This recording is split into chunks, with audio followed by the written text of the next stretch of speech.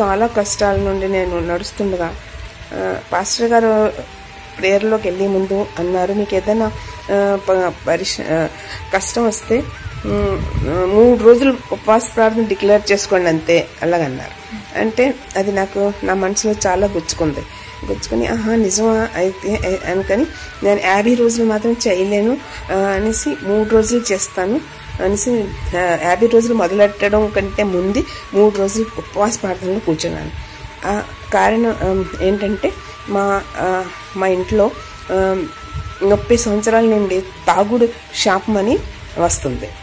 ఆయన కూడా తాగియుడు, ఆయన చనిపోయారు. ఆ తర్వాత నా కొడుకు కూడా మొదలెట్టాడు. తాగుడు వలన ఆయనకి 2 పెళ్ళిళ్ళు చేసినా సరే వెళ్ళిపోయారు 2 పిల్లలు వదిలేసి తాగుడు వలన. అందుకని నాకు చాలా దుఃఖంగా ఉండేదాన్ని, ప్రేయర్ చేస్తూ ఉండేదాన్ని. సంవత్సరంన్నర నుండి నేను ఈ కల్వరీ మినిస్ట్రీలో ప్రేయర్ చేస్తూ వస్తున్నాను. అయితే ఈ 50 రోజులు ఉపవాస ప్రార్థనలో కూడా నేను పాల్గొన్నాను. రోజు ఉదయం సాయంత్రం వాగ్దానం వినడం, ప్రేయర్లో కూర్చోవడం ఇదే చేస్తున్నాను. దేవుడు ఎప్పుడైనా వింటాడులే నా ప్రార్థన అనేసి విశ్వాసంతో చేస్తున్నాను. ఆ తర్వాత ఒక రోజుని అమ్మగారు అంటున్నారు, ప్రార్థనలో దేవుడు మీ ఇంట్లో సంచరిస్తున్నాడు, మీ పక్కనే ఉన్నాడు, మిమ్మల్ని చూస్తున్నాడు, మీ ఇంట్లో తిరుగుతున్నాడు అలా అంటుంటే నేను అన్నాను, నిజమా? అయితే దేవుడా నువ్వు ఆ గదిలో ఎదురుగా ఉన్న గదిలో మా కొడుకు కూర్చొని తాగి నేనేమో ఇక్కడ ప్రేయర్లో కూర్చొని వినేదాన్ని. ఇంట చూశాను. నన్ను ప్రభువాగా నువ్వు నా ఇంట్లో తిరుగుతున్నావా? అయితే ఆ గదిలోకి వెళ్ళి ఆడిని ముట్టలేవా? ఆడిని ఆపలేవా? తాకుండా ఆడిని మాన్పించలేవా? ప్రార్థనలోనే ఏకీభవించి చేసిన తర్వాత మామూలుగా ఉన్నాడు. తాగేసి పడుకుండిపోయాం. ఆ తర్వాత 2వ రోజున కూడా మళ్ళీ ఉదయం లెగ్గానే తాగాడు. తాగితే సరేలే అనుకుని రోజులాగే నేను నా రూమ్లో రెస్ట్ చేసుకుంటున్నప్పుడు అద్భుత రీతిగా వచ్చి నా తల మీద చెయ్యి ఎట్టి అంటున్నాడు, అమ్మా నేను ఎప్పుడు తాగనమ్మా అంటున్నాడు. అనేసి పెద్దగా కేకలేస్తాడు. నేను అనుకున్నాను తాగిన వాళ్ళు అలాగే అంటారులే అనేసి ఆడినేమో నన్ను తాగడం వదిలేస్తే మంచిదే కదా బాబా, నీ జీవితమే కదా బాగవుతుంది అనేసి ఆడికి చెప్పేశాను. ఆ తర్వాత మా ఇంట్లో చర్చ్ అవుతుంది. ఆ తర్వాత నేను పైన పాస్టర్లు అయి ఉంటారు, అక్కడ పరిగెట్టి వెళ్ళి వాళ్ళకి కూడా చెప్పాడు, నేను తాగను భయ్యా ఇంకెప్పుడు. నేను రాజస్థాన్ జైపూర్ నుండి మాట్లాడుతున్నాను. మాకు ఇక్కడ ఏంటంటే హిందీ అంతా, తెలుగు రాదు, మా పిల్లోడికి రాదు స్పెషలీ. అందుకని ఇవన్నీ నేను ఆడికి చూపించలేకపోతున్నాను, ఆడికి చెప్పలేకపోతున్నాను. తెలుగులో నాకైతే అర్థమవుతుంది, నేనైతే రోజు చూస్తూ ఉంటాను. వెళ్ళి అందరికీ చెప్పి అన్నాడంట, నేను తాగను. నేను అనుకున్నాను అలాగే అంటాడులే, ఏమో తాగిన వాళ్ళు అలాగే అంటారు, విశ్వాసం చేసుకోకూడదు, ఏమో చూస్తాను అనేసి ఇన్ని రోజుల వరకు నేను చెప్పలేదు. 13వ రోజు 50 రోజుల ఉపవాసంలో 13వ రోజుని ఈ సంగతి జరిగితే నేను అన్నాను కొంచెం కాలం చూసి అప్పుడు నేను సాక్ష్యం ఇచ్చుకుంటాను అన్నాడు. ఇప్పటి వరకు 6 రోజుల నుండి ఈ రోజు వరకు ఇప్పటి వరకు తాగకుండా నా కొడుకు అన్ని పనులు ఆడే చేస్తున్నాడు. మీకు ఏం చెప్పాలి, తాగి కారు నడిపియోడు, ఎంతమంది మీద ఎక్కించేసాడు, ఎంతో నుక్సాన్ చేశాడు, ఎంత డబ్బు వేస్ట్ చేశాడు, ఏం చేశాడు. నేను స్టాఫ్ నర్స్గా ఇక్కడ పనిచేసాను, రిటైర్డ్ అయ్యాను. డబ్బంతా ఈడే ఎగరగొట్టేశాడు. అలాగని చాలా కష్టాలు పడ్డాను. కేసులు, పోలీస్ కేసులు అయ్యి అయిపోయాయి. ఎందుకంటే అందరికీ కారు గట్ట తగిలించేసేవాడు. అలాగే చాలా కష్టాలు, చాలా సోదరుల్లో ఉండేదాన్ని. అలాంటి దాన్ని ఎంత ప్రభు నన్ను ఎంతగా రక్షించడం చెప్పలేకపోతున్నానండి, నేను చెప్పలేకపోతున్నాను. ఒక అద్భుత సాక్షిని చెప్పుకోవాలని ఎప్పటి నుండో ఆశగా ఉన్నాను. ఈ రోజు నాకు కన్ఫర్మ్ అయితే నేను నీకు సాక్ష్యం పంపుతున్నాను. ఈ ప్రార్థనల వల్లే నేను ఎంత అద్భుత రీతిగా ఉన్నాను. ఈ పిల్లోడిని వదిలేసి వెళ్ళిపోయిన ఆ అమ్మాయి తన మనసు కూడా మార్చమని నేను ప్రార్థన చేస్తున్నాను. ఈ తాగుడు విన్నపం అన్నిటికంటే పైన మొదటి విన్నపం ఇదే, అది నాకు నెరవేర్చిందని మీకు అందరికీ నాకు వందనాలు చెల్లించుకుంటున్నాను. నేను చెప్పబోయే సాక్ష్యం ఏంటంటే, లాస్ట్ ఇయర్ 50 days ప్రేయర్స్లో నేను పెట్టుకున్న ప్రతి అంశం దేవుడు నాకు జవాబునిచ్చాడు. ప్రతి ఒక్కటి దేవుడు తీర్చాడు. నేను కోరుకున్న ప్రతి ఒక్కటి దేవుడు నాకు ఇచ్చాడు. అందుని బట్టి దేవునికి వందనాలు. అదేవిధంగా నైట్ టైమ్స్ మిడ్ నైట్ ప్రేయర్స్లో అర్ధరాత్రి ప్రార్థన అని చెప్పి పెట్టినప్పుడు నేను ఎవ్రీడే పార్టిసిపేట్ చేసేదాన్ని. అయితే ఒకరోజు ఏమైందంటే మా ఫ్రెండ్ వాళ్ళ డాడీకి అస్సలు చాలా సీరియస్ అయిపోయింది. ఆయన ఇంకా లాస్ట్ స్టేజ్ అన్నట్లుగా అనమాట. అయితే లంగ్స్కి ఇన్ఫెక్ట్ అయిపోయినప్పుడు చాలా బాధపడ్డారు. అప్పుడు తను నాకు మెసేజ్ చేసింది, డాడీకి అసలు బాగలేదు అని చెప్పి. అప్పుడు నేను ఒకటే చెప్పాను, ప్రేయర్లో పార్టిసిపేట్ చెయ్యి అని చెప్పి. అప్పుడు ఆ నైటే దేవుడు అంకుల్కి స్వస్థతని ఇచ్చారు. అందుని బట్టి దేవునికి వందనాలు. దేవి నిజంగా చాలా దేవుడు గొప్పవాడు, యేసయ్య ఉన్నారు, డాడీ స్వస్థపడ్డారు అని చెప్పి. అసలు ఆ నైట్ అంతా అంకుల్ పడుకునేవారు కాదంట.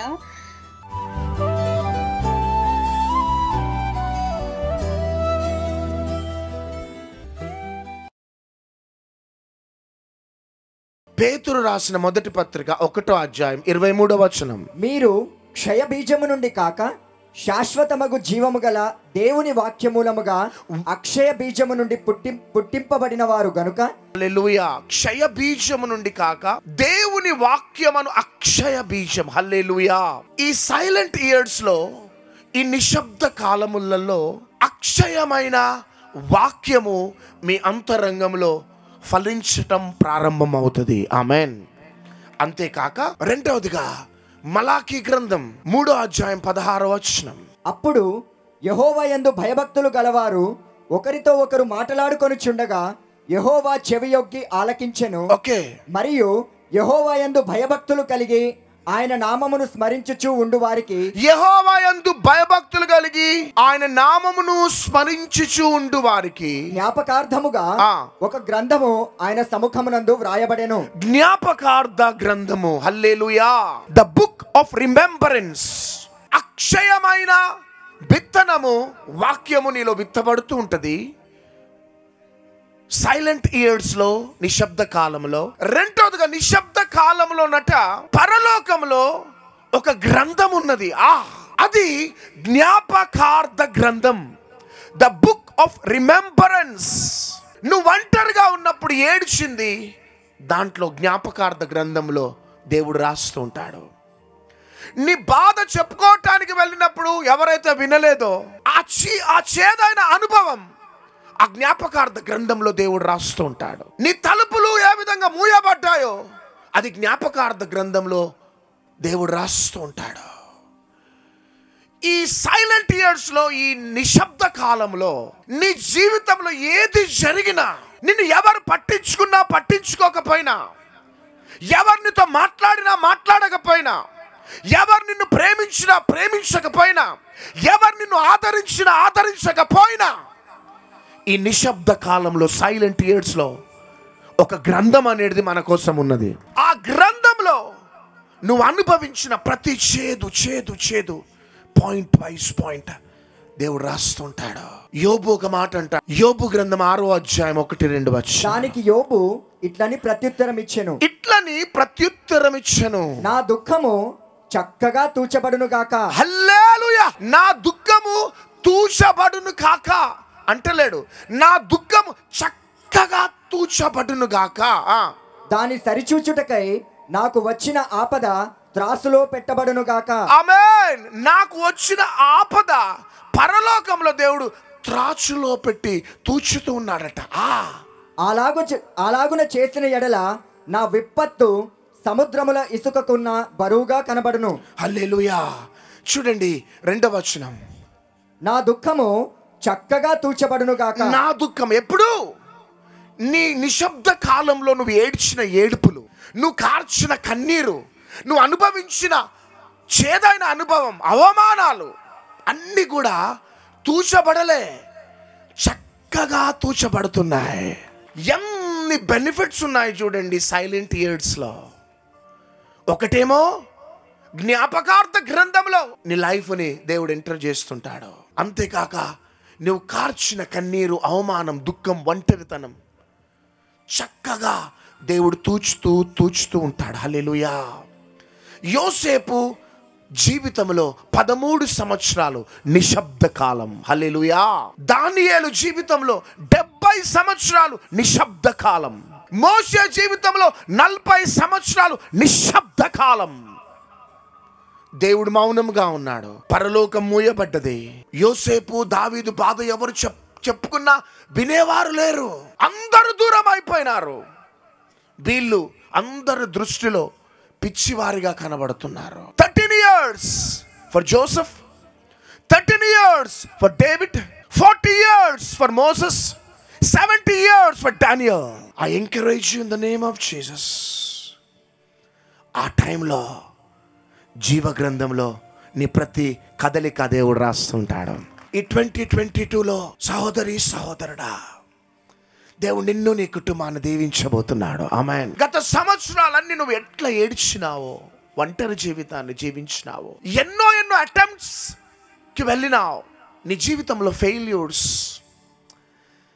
నిరుత్సాహంతో తిరిగి వచ్చిన రోజులు, గొడ్రాలి అనే నింద, ఇంకా నీకు వివాహం కావటం లేదనే నింద, నువ్వు పనికిరాని వాడవురా అనే నింద, నీ తల్లి వినకపోవచ్చు, తండ్రి వినకపోవచ్చు. పరలోకంలో ఎకో సౌండ్ వినబడుతున్నది. అక్కడ జీవ గ్రంథంలో నీ ప్రతిదీ కూడా ప్రభు రాస్తున్నాడు. బిడ్డ ధైర్యం తెచ్చుకో. జ్ఞాపకార్థ గ్రంథంలో దేవుడు రాసే 3 విషయాలు క్రిస్టల్ క్లియర్. మీ లైఫ్లో అది ప్రిజర్వ్ చేసుకోండి. చదుదాం. ఆదికాండం 40వ అధ్యాయం 22-23 వచనాలు. మరియు యోసేపు వారికి తెలిపిన భావము చొప్పున భక్ష్యకారుల అధిపతిని వ్రేలాడదీయించెను. అయితే పానదాయకుల అధిపతి యోసేపును జ్ఞాపకము చేసుకొనక అతని మరచిపోయెను. 41వ అధ్యాయం మొదటి 2 వచనాలు. 2 ఏండ్లు గడిచిన తరువాత, అబ్బా ఎంత దుఃఖకరం చూడండి. 2 ఏండ్లు గడిచిపోయినాయి. పానదాయకునికి భక్ష్యకారునికి యోసేపు కలభావాన్ని చెప్పినాడు. పానదాయకుని జీవితంలో అద్భుతం జరిగింది. ఇక జైల్లో నుంచి విడుదలయ్యేటప్పుడు యోసేపు వెళ్ళి, బ్రదర్, నేను ఇంతగా మీకు ప్రేయర్ఫుల్గా నేను ఫేవర్ చేసిన కదా, నీకు సహాయం చేసిన కదా, నువ్వు ఇక రాజు దగ్గరికి వెళ్ళిపోతున్నావు కదా, అన్యాయంగా తెచ్చి నన్ను బోన్లు వేసినారు, నువ్వు రాజు దగ్గరికి వెళ్తున్నావు కదా, నా గురించి కొంచెం ఏదన్నా చెప్పు బ్రదర్ ప్లీజ్ అన్నాడు. బ్రదర్ అట్లా అనుకోకు బ్రదర్, నువ్వు, నేను కృతజ్ఞతగా ఉంటా నీకు, నిన్ను ఎన్నడూ మర్చిపోను బ్రదర్, నిజంగా నువ్వు నాకు చేసిన సహాయం నేను మర్చిపోను బ్రదర్ అని హగ్ చేసుకొని అని ముద్దు పెట్టి బాయ్ బాయ్ అని వెళ్ళిపోతున్నాడు ఆ పానదాయకుడు. ఆ యొక్క యోసేపు కారాగృహంలో ఉన్నాడు. ఇక యోసేపు రెడీగా ఉన్నాడు. ఎప్పుడు జైలర్ వచ్చి నన్ను రిలీజ్ చేస్తాడా, ఎప్పుడు పోలీస్ డిపార్ట్మెంట్ వచ్చి నన్ను రిలీజ్ చేస్తాడని రెడీగా ఉంటే ఇంకా దినాలు గడిచిపోతున్నాయి. ఎన్ని దినాలు గడిచిపోతున్నాయి? 2 సంవత్సరాలు గడిచిపోయినాయి. కారణం ఏంటిదంటే ఆ వ్యక్తి మరిచిపోయినాడు. అబా రాకు అతేనా షాకి అల్బరాహాత్. I tell you one thing, నువ్వు ఎంత మందికి సహాయం చేసినావో, ఒక వ్యక్తి మరిచిపోవటం వలన ఒక వ్యక్తి గమ్యము దూరమైంది. ఒక వ్యక్తి మతిమరుపు, ఒక వ్యక్తి గమ్యము దూరం అయిపోయింది, ఆలస్యం అయిపోయింది దేవుని ఆశీర్వాదం. 2 years మర్చిపోయినాడు. ఆయన మర్చిపోతే జ్ఞాపకార్థ గ్రంథం మర్చిపోతుందా? భక్ష్యకారుడు మర్చిపోవచ్చు, పానదాయకుడు మర్చిపోవచ్చు, జైలర్ మర్చిపోవచ్చు, తండ్రి మర్చిపోవచ్చు, తల్లి మర్చిపోవచ్చు, భార్య మర్చిపోవచ్చు, భర్త మర్చిపోవచ్చు, నీ కన్న బిడ్డలు మర్చిపోవచ్చు. పరలోకంలో ఉన్న జీవ గ్రంథము నిన్ను మర్చిపోదు. That is the beauty of our Lord. అదంటే మన దేవుని గొప్పతనం. మౌనంగా ఉన్నాడా దేవుడు? నో. 8వ వచనం.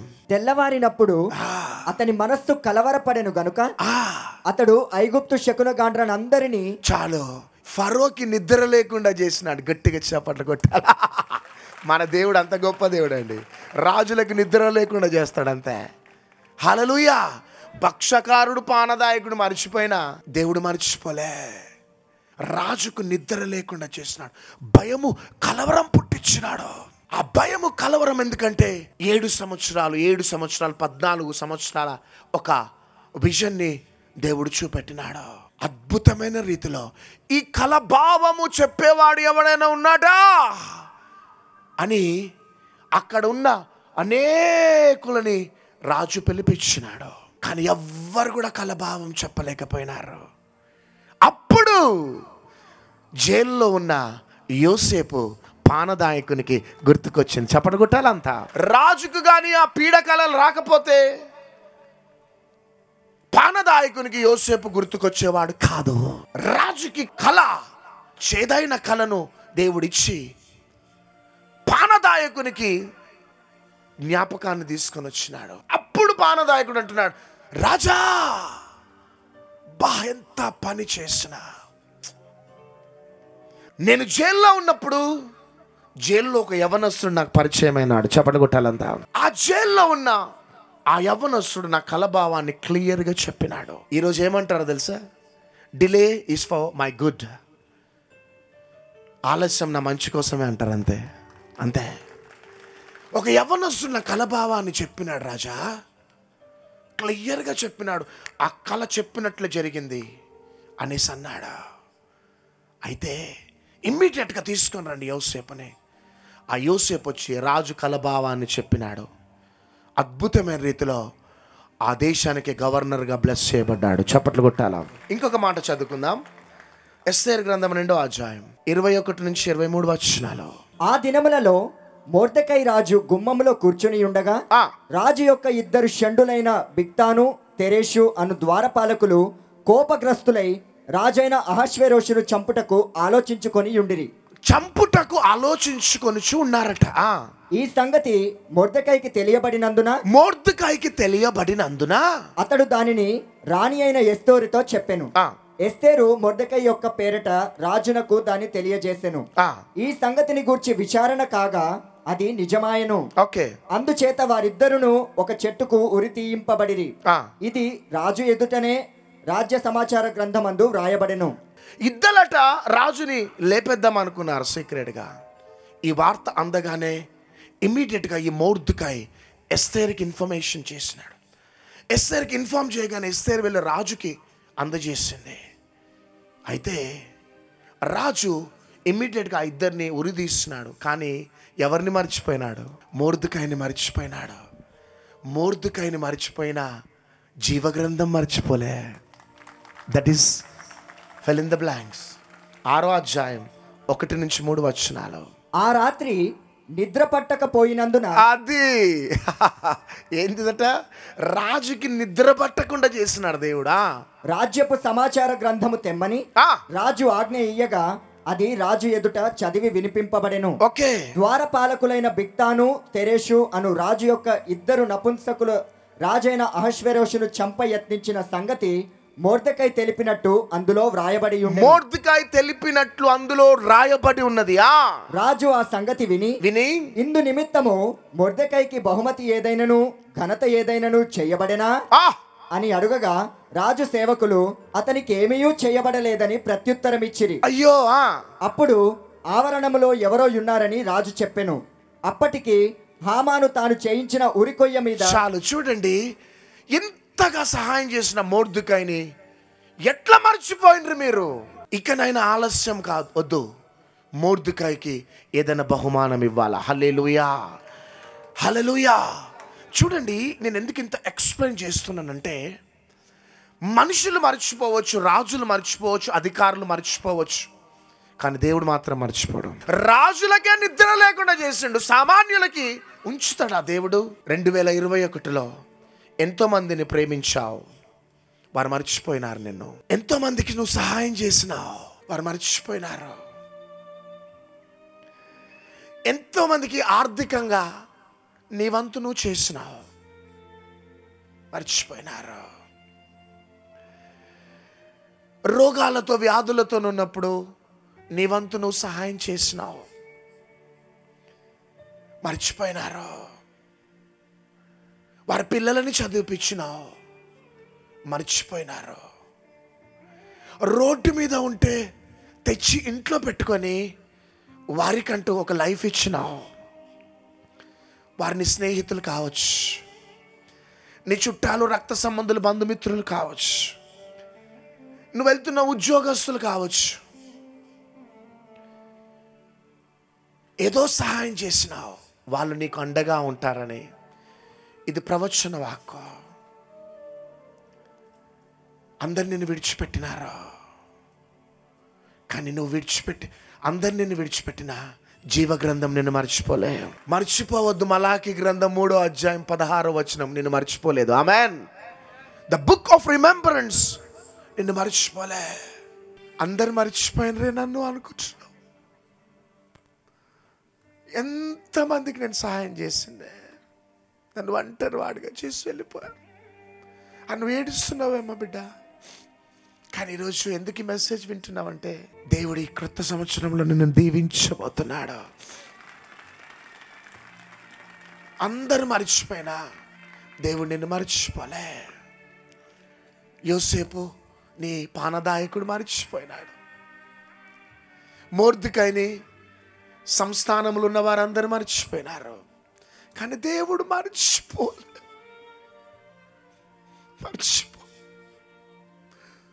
గుండె లోతులో నుంచి నేను ఎందుకు చెప్తున్నానంటే, మా జీవితంలో యేసయ్య ప్రేమను అనుభవించినాం, అనుభవపూర్వకంగా చెప్తున్నాం. అందుకని ఎంత ధైర్యంగా ప్రపంచానికి మేము ప్రోత్సాహపరుస్తున్నాం. భయపడకండి యవ్వన బిడ్డలారా, భయపడకండి. ఈ డిలే టైంలో భయపడకండి, ధైర్యంగా ఉండండి. మీ కన్నీరు తూచబడుతున్నది,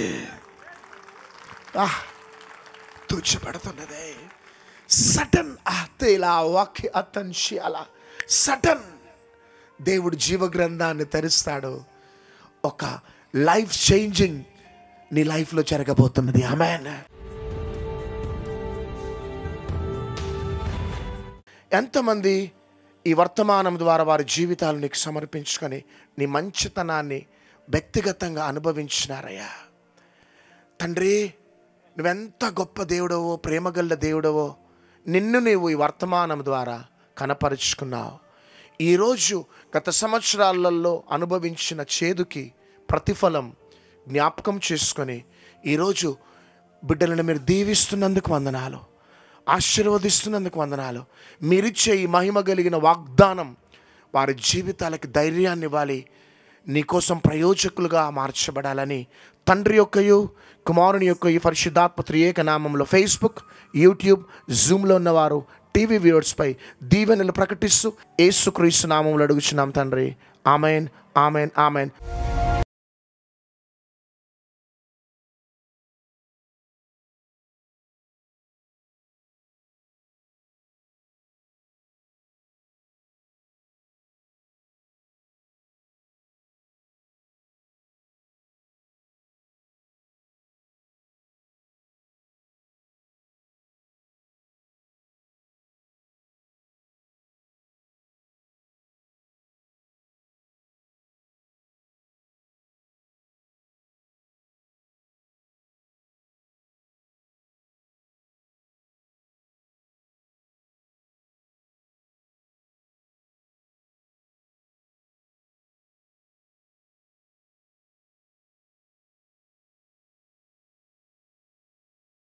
మీకు పంట పొలములను ఇవ్వబోతున్నాను, నేను మీకు సమృద్ధిని ఇవ్వబోతున్నాను. వాగ్దానం చేసిన దేవుడను, నమ్మదగిన దేవుడను, ఐగుప్తు నుంచి బానిసలుగా ఉన్న మిమ్మల్ని కానానుకు చేర్చటానికి, మిమ్మల్ని పస్తులుగా పెట్టడానికి, శాపగ్రస్తులుగా ఉండటానికి, మరలా బానిసలుగా ఉండటానికి కాదు, కానీ మిమ్మల్ని రాజులుగా చేయటానికే.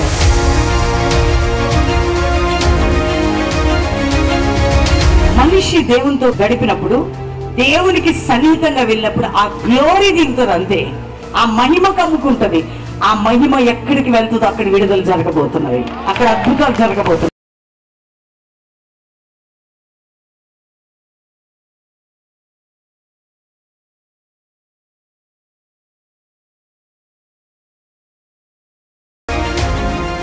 మీ అందరికి కూడా ప్రేమపూర్వక వందనాలు. మరి హైదరాబాద్, సికింద్రాబాద్ చుట్టుపక్కల ప్రాంతాల వారు అందరూ కూడా కల్వరి ప్రామిస్ ల్యాండ్ హైదరాబాద్లో హైత్ నగర్ రామోజీ ఫిలిం సిటీ ప్రక్కనే అద్భుతమైనటువంటి ఆదివారం 3 ఆరాధనలు జరుగుతున్నాయి. దేవుడు శక్తి కలిగినటువంటి వర్తమానాన్ని రిలీజ్ చేస్తున్నాడు 50 దినాల తర్వాత. మరి బలమైనటువంటి ఆరాధన చేస్తున్నాం. అనేక మంది వ్యక్తిగతంగా వారి జీవితాల్లో ప్రార్థనలు ఎదుగుతున్నారు. ప్రతి ఆదివారం 3 ఆరాధనలు కల్వరీ ప్రామిస్ ల్యాండ్లో ఉదయం 7 నుంచి 9, 10 నుంచి 12, సాయంత్రం 7 నుంచి 9 అనేక మంది గ్రౌండ్లోకి వచ్చి దీవించబడుతున్నారు, బలపరచబడుతున్నారు. వారి దుఃఖము కన్నీరు నాట్యంగా మార్చబడుతుంది. ఎంతమంది యొక్క మాటలు వింటున్నారో మీరు హైదరాబాద్ చుట్టుపక్కల ప్రాంతానికి చెందిన వారైతే కల్వరీ ప్రామిస్ ల్యాండ్కి రండి, ఆదివారం ఆరాధనలో పాల్గొనండి, దేవుని దీవెనలు పొందండి. దేవుడు మిమ్మల్ని నడిపించి దీవించును గాక. Praise the lord.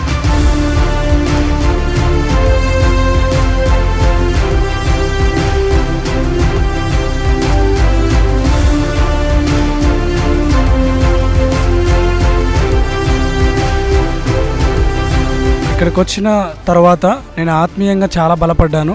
దేవుడు నిజంగా ఈరోజు సూటిగా నాతో మాట్లాడినారు. ప్రభు ప్రత్యక్షతలు నేను చాలా పొందుకున్నాను. మమ్మీ డాడీ వాక్యం వల్ల మేము చాలా మారు మనసు పొంది దేవునిలో చాలా ఎదగబడుతున్నాము. ఇక్కడికి రావడం చాలా లక్కీగా ఫీల్ అవుతున్నాము. హైదరాబాద్ హైత్ నగర్ దగ్గర ప్రామిస్ ల్యాండ్కి వచ్చాము మేము. ఇక్కడ మరి ప్రవీణ్ బ్రదర్ కానీ సిస్టర్ షారోన్ గారు కానీ చాలా చక్కగా మరి కడవరి వర్షపు అభిషేకము ఇక్కడ రిలీజ్ అయిందని నేను అనుకుంటున్నాను. మేము మా ఫ్యామిలీ మొత్తము అభిషేకం మేము రిసీవ్ చేసుకునే వెళ్తున్నాము. So we have received that promise and please come to this promised land which is there in Hayat Nagar and be blessed. Thank you. ఈ వాక్యం విన్న తర్వాత చాలా బ్లెస్ అయ్యాను నేను. ఈరోజు ఇంత క్లియర్గా ప్రేమించడము, క్షమించడము, శత్రువులను ఎలా ప్రేమించాలి, క్షమించాలి అనేటువంటి ఎక్స్ప్లెనేషన్ అనేది చాలా వండర్ఫుల్గా అనిపించింది.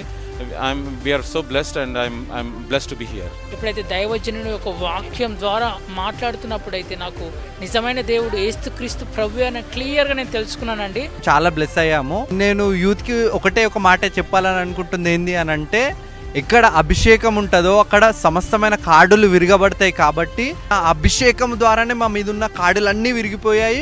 అండ్ మేము ప్రౌడ్గా చెప్తున్నాము, కేవలం ఈ దేవుడి ద్వారా మాత్రమే మేము విడుదల పొందాం. కాబట్టి మీరు కూడా రండి, వచ్చి ఆ విడుదలను మీరు చూడండి.